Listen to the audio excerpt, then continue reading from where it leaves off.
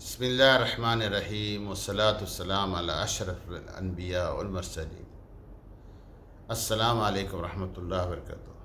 بھائی بزرگ حضرات، میں یوٹیوب پہ یہ بنا رہا ہوں، اس میں میں نے ابھی ایک عربی میں بھی بنایا، کیونکہ کچھ لوگ بولتے ہیں کہ ہمیں عربی سیکھنا ہے، کچھ لوگ کہتے ہیں کہ ہمیں اردو سیکھنا ہے، تو میں عربی کا ابھی ایک پہلے بنا دیا اور میں اس میں عربی ایک نشان رکھوں گا، اور یہ اردو کا ہے تو میں اردو پہ اس کا ایک نشان رکھوں گا۔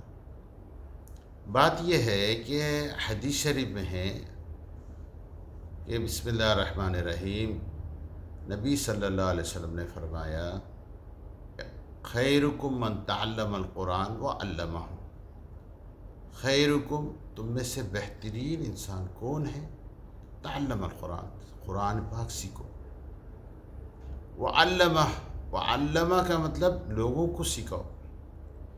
پیارے نبی صلی اللہ علیہ وسلم کے زمانے میں ایک فیملی تھی، ماں باپ نے بچپن سے بچے کو حفظ سکھایا، اور وہ بچے کا نام تھا ابو عبد الرحمن بن سلمی۔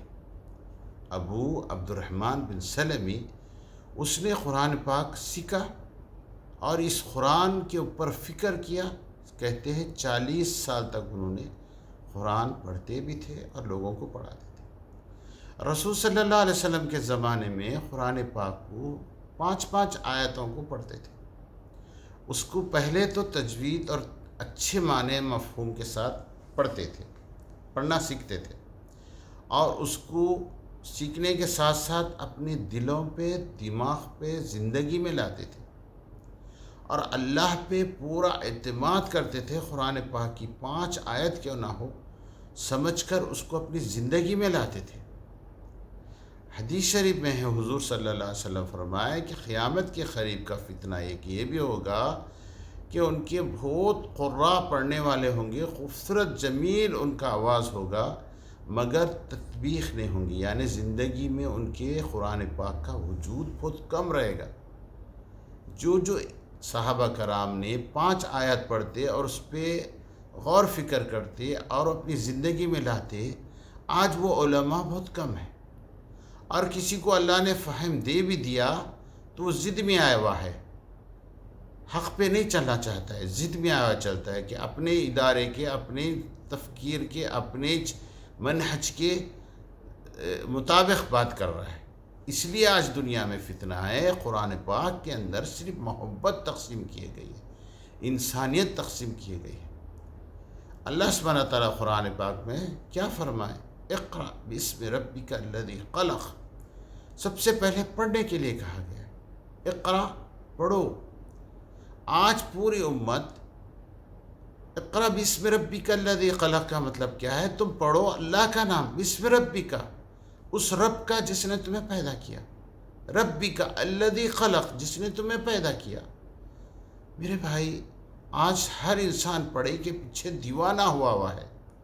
دیکھو، ایک عالم کہہ رہا تھا، اللہ سبحانہ تعالیٰ اگر پوری دنیا میں صرف ڈاکٹر بنا دیتا ہے، یا انجینئر بنا دیتا، یا ایڈوکیٹ بنا دیتا، تو دوسرے کام کون کریں گے؟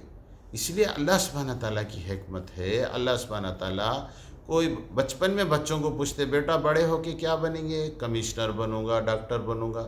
آپ کیا بنیں گے؟ میں انجینئر بنوں گا۔ مگر بڑے ہونے کے بعد ایک میکینک بن جاتا، ایک ڈرائیور بن جاتا، ایک ڈاکٹر بن جاتا ہے، ایک الگ الگ مختلف شعبہ میں۔ کیوں؟ امت کو ہر شعبے کی آدمی کی ضرورت ہے۔ اگر کچرا صاف کرنے والے نہیں ہوئے تو دنیا گندی ہو جائے گی، اور اسی طریقے سے ہر شعبے کے آدمی کی عزت ہے، اس کا مقام ہے۔ اگر پلنگ بنانے والا لکڑی کا کارپینٹر نہ ہوتا تو پلنگ پہ کیسا سوتے ہم؟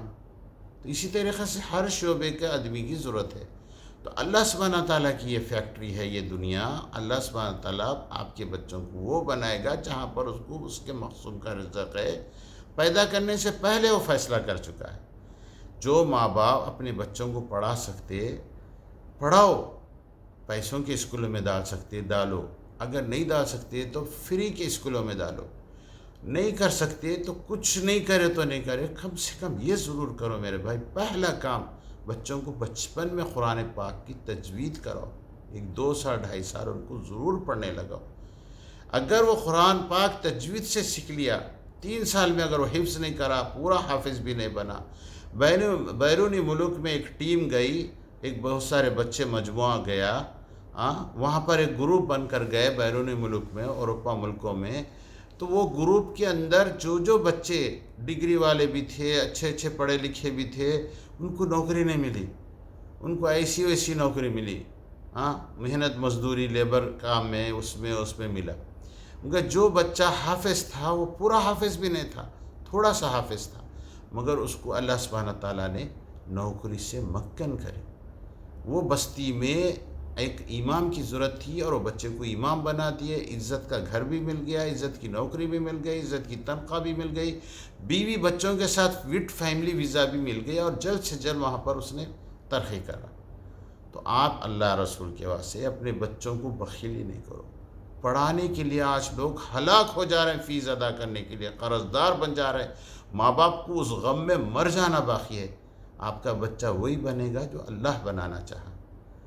ہر پڑھے لکھا ڈگری والا کروڑ پتی نہیں بنتا، بلکہ کروڑ پتی لوگ کہہ رہے ہیں کہ ہم لوگ زیادہ بڑی ڈگری نہیں لیے، بڑے بڑے ملینئر جو دنیا کے 1 نمبر 2 نمبر 3 نمبر پہ جو کروڑ پتی ہے، ملین پتی ہے، وہ کہہ رہے ہیں کہ ہمارے پاس 2 3 ہزار آدمی کام کر رہے ہیں جو ڈگریاں والے ہیں، بزنس کلاس پڑھے سے والے ہیں، مگر وہ لوگ بزنس میں نہیں کرنے کی وجہ سے، ایکسپیرینس نہیں رہنے کی وجہ سے وہ غریب ہے، وہ نوکری کرتا نوکر۔ تو تجارت، حضور صلی اللہ علیہ وسلم کے پاس بھی تجارت میں افضل عمل کہا گیا ہے کہ بزنس کرو، اس پہ حضور صلی اللہ علیہ وسلم کی دعا ہے۔ اب بتانا یہ چاہ رہا تھا میرے بھائی، خیرکم من تعلم القرآن وعلمہ، تم میں سے بہترین وہ ہے، حضور صلی اللہ علیہ وسلم کی شہادت ہے کہ خیرکم، تم میں سے بہترین لوگ وہ ہے، تعلم القرآن، تعلیم سیکھو، وہ علمہ ہو، اور لوگوں کو سکھاؤ۔ اس سے افضل عمل کوئی نہیں، اس میں بہت عزت ہے۔ میں نے جیسا بھی بچے کا قصہ سنایا، بیرون ملک میں گیا اور عزت کی نوکری مل گئی۔ تو آپ پہلا کام بچوں کو قرآن پاک کا پڑھنا سکھاؤ۔ لڑکی بھی ہے تو اس کو بھی تجوید سے پڑھنا سکھاؤ۔ اگر آپ اللہ کی کتاب کو عزت دیں گے، قرآن کو عزت دیں گے، اللہ کے احکام کو اپنے قدر کریں گے، رسول صلی اللہ علیہ وسلم کے احکام کو قدر کریں گے، اپنے دل میں اتاریں گے، فقہ فی القرآن کریم، فقہ کا مطلب سمجھداری، عقل مندی، دانش مندی استعمال ہوئے گی، آپ غور فکر کریں گے تو اللہ عزت سے نوازے گا۔ اللہ کے رسول صلی اللہ علیہ وسلم فرمائے کہ قرآن ایسی چیز ہے، قرآن پاک، کہ غریب لوگوں کو، کالے پیلے لوگوں کو ایک مقام اعلیٰ پہنچیں گے۔ آپ دیکھو جو خطیب خطبہ دینے والا ہو، اس کا کیسا بھی کلر ہو، گڈے خط کا ہو، لمبے خط کا ہو، اچھا ہو نہ ہو، اگر اس کا تجوید کے ساتھ حفظ اچھا ہے، خطبہ اچھا ہے، اور وہ زندگی میں لا رہا ہے، اس کو کتنا اعلیٰ مقام ہوتا ہے۔ دنیا میں پوری بستی میں افضل انسان، افضل عزت دار وہ مسجد کا امام، وہ خطیب ہے نا۔ اور خاندان میں بھی سب سے بہترین انسان وہی جو آپ کے پاس جو حافظ بنا یا خطیب بنا، اس کی عزت ہے، صحیح ہے۔ اور بیرون ملکوں میں بھی اس کو نوکری ملنے کے لیے کوئی تکلیف نہیں ہے، آرام سے مل جا رہا ہے۔ تو اللہ نے کتنی عزت رکھی۔ اور تعلیم کیسا ہو رہی؟ مفت۔ کئے مدرسے آپ کو قرآن سکھانے کے لیے تیار ہے، قرآن پاک مفت اور فری۔ اور ہمارے لوگ ہیں کافروں کی زبان سیکھنے کے لیے منع نہیں فرمائے، مگر اس کے لیے ہلاک مت لو، دل میں مت اتارو، دل میں دین کو اتارو، ایمان کو اتارو، عزت کو اللہ تعالیٰ کی طرف سے رجوع ہوتی ہے۔ عزت کیا فرماتے ہیں اللہ سبحانہ تعالیٰ؟ اللہ ہی عزت دینے والا ہے، اللہ ہی ذلت دینے والا ہے، اللہ ہی رزق دینے والا ہے، اللہ پہ توکل ہو۔ اس بات کو غور کرو، اگر آپ کے بچوں کو قرآن پاک تجوید میں نہیں سکھائیں گے، آپ مرنے کے بعد کیا ثواب ملے گا؟ حدیثوں میں تو آتا ہے کہ آپ کا بچہ اگر حافظ ہوئے گا تو ایک ایک لفظ کے اوپر ایک ایک سیڑھی درجات بلند ہوئے گا، اور ماں کے سر پہ سونے کے جیسا تاج، باپ کے سر پہ سونے کے جیسا، چاندی کے جیسا تاج رکھا جائے گا، جو سورج سے زیادہ روشن ہوگا، خوبصورت ہوگا۔ تو ماں باپ کو بھی جنت ملتی ہے۔ اور یہ بھی کہا گیا کہ حافظ القرآن جو ہے وہ اپنے خاندان کے کئی گناہگار لوگوں کو جہنم سے نکالے گا، شفا کے لیے بھی بنے گا۔ تو اللہ نے دنیا میں بھی عزت رکھا اور آخرت میں بھی عزت رکھا، اور خبر میں جانے کے بعد بھی اس کو حافظ اور قرآن کو اللہ سبحانہ تعالیٰ اس کا درجات بلند رکھا، اور جنت میں بھی جانے کے بعد اس کا درجات بلند رکھا۔ اور عزت میں بھی آپ کو معلوم ہے، وہ چاہے کتنا بھی چھوٹا امام ہو، اگر وہ متقی پرہیزگار ہو تو کتنی زیادہ عزت ہے میرے بھائی۔ سوچو، جب اللہ نے دنیا میں اتنی عزت دے رہا ہے، دیکھو امیر غریبی اللہ کے پاس کی نعمت ہے، جسے اللہ چاہتا ہے دے دیتا ہے، جسے نہیں چاہتا ہے، مگر عزت سب سے بڑی عظمت والی چیز ہے۔ عزت دنیا میں ہو، آخرت میں ہو، اور عزت سے بڑھ کر کوئی چیز نہیں ہے۔ اگر ایک ملینئر ہے اور اس کو عزت نہیں ہے تو آپ کو کیا پتہ چلے گا؟ بولے کہ یہ بیکار آدمی گانے گاتے پھرتا ہے، ناچتے پھرتا ہے، تو کتنی بری بات ہے۔